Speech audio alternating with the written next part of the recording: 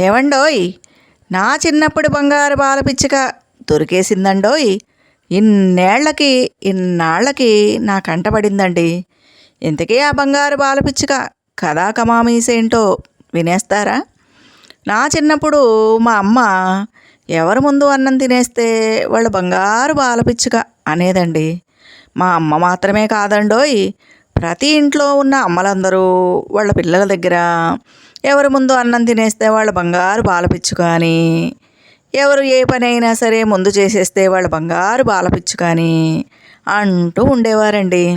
ఆ విధంగా పెద్దవాళ్ళు అనడం మేము వినడం తప్ప ఎన్నడూ ఆ బంగారు బాల పిచ్చుకను చూపించిన దాఖలాలే లేవంటే నమ్మండి.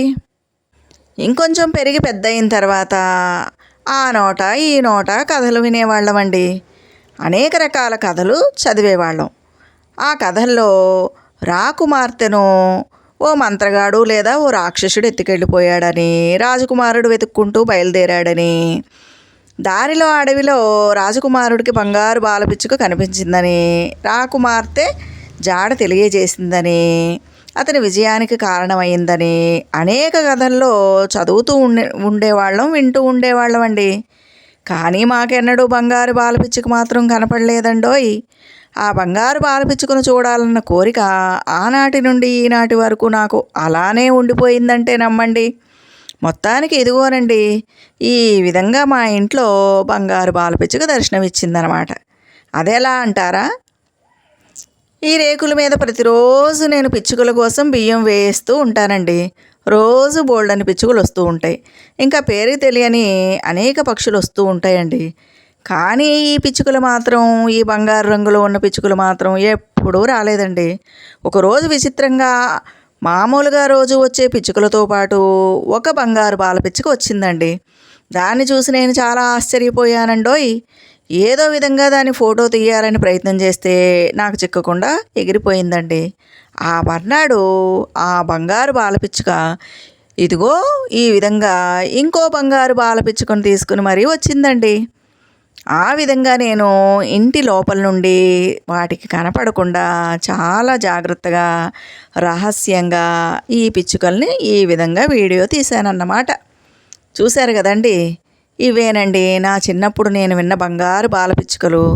చూశారు కదా, ఇన్ని సంవత్సరాల తర్వాత నా కళ్ళ ముందు ప్రత్యక్షమయ్యాయండి. వీటిని చూడగానే నాకు చాలా సంతోషం అనిపించింది.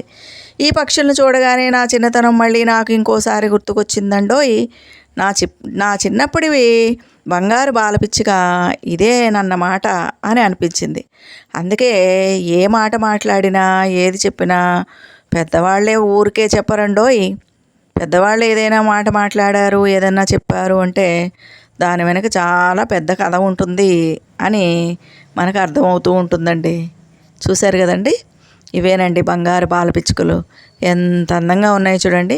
ఎన్ని సంవత్సరాల నుంచి మేము ఇంట్లో ఉంటున్నాం కానీ ఎప్పుడూ కూడా ఇలాంటి పిచ్చుకలు మా ఇంట్లోకి మాత్రం ఎప్పుడూ రాలేదండి. ఇదే ఫస్ట్ టైం అన్నమాట. ఇన్ని సంవత్సరాల్లో మొట్టమొదటిసారి ఈ రెండు పిచ్చుకలు మరి ఎక్కడి నుంచి వచ్చాయో తెలియదండి. చక్కగా ఒక పిచ్చుక వెళ్ళి ఇంకో పిచ్చుకను తీసుకొచ్చిందనమాట. వీటిని చూడగానే నాకు చాలా ముచ్చట అనిపించింది, చాలా సంతోషం అనిపించింది. చక్కగా ఈ విధంగా బియ్యం గింజలు తిన్నాయి. నేను వీడియో తీస్తున్నాను అని చూడగానే అవి వెంటనే ఎగిరిపోయినాయండి. ఇదేనండి నా చిన్నప్పటి బంగారు బాల పిచ్చుకల కథా కమామీసు. మరి మీరెవరైనా ఎప్పుడైనా ఇలాంటి పిచ్చుకలను చూసారా అండి? ఒకసారి గుర్తు తెచ్చుకోండి. ఇంకా ముఖ్యంగా 60s, 70s, 80s, 90s kids ఎవరైనా ఉంటే వాళ్ళకి ఈ వీడియోని తప్పకుండా షేర్ చేయండి. ఎందుకంటే బంగారు బాల పిచ్చుక అనే మాట వాళ్ళ అమ్మల ద్వారా, వాళ్ళ పెద్దవాళ్ళ ద్వారా వాళ్ళు తప్పకుండా వినే ఉంటారండి. కాబట్టి వాళ్ళ చిన్నతనం వాళ్ళకి ఖచ్చితంగా గుర్తుకొస్తుందన్నమాట. కాబట్టి ఈ బంగారు బాల పిచ్చుక వీడియో కనుక మీకు నచ్చితే లైక్ చేయండి, షేర్ చేయండి, నా ఛానల్కి తప్పకుండా సబ్స్క్రైబ్ చేయండి. చూశారు కదండి, ఎంత అందంగా ఉన్నాయి చూడండి. చక్కగా పెయింట్ వేసినట్టు, ఎవరో బ్రష్ తీసుకుని మరి పెయింట్ వేసినట్టు బంగారు రంగులో మిలమిలా మెరుస్తూ ఎంత అందంగా ఉన్నాయో చూడండి. చిన్నప్పుడు రాజకుమారుడి కథల్లో వినేవాళ్ళం అండి, బంగారు పక్షులు ఉంటాయని. అవి చక్కగా రాజకుమారులతో మాట్లాడతాయని, మానుష్య భాష వస్తుంది వాటికని, రాజకుమారుడికి అవే దారి చూపించాయని, ఇంకా ఎన్నో రహస్యాలను విప్పి చెప్పేవని ఇలా వింటూ ఉండేవాళ్ళమండి. వీటిని చూసిన తర్వాత ఆ కథలన్నీ నిజంగానే బంగారు పాలపిచ్చుకలు ఉంటాయి సుమా, చిన్నప్పుడు పెద్దవాళ్ళు ఊరికే అనలేదు సుమా అని నాకు అర్థమైందండి. చూశారు కదండి. ఈ పిచ్చుకల వీడియోని మీ పెద్దవాళ్ళకి తప్పకుండా షేర్ చేయండి. ఉంటానండి.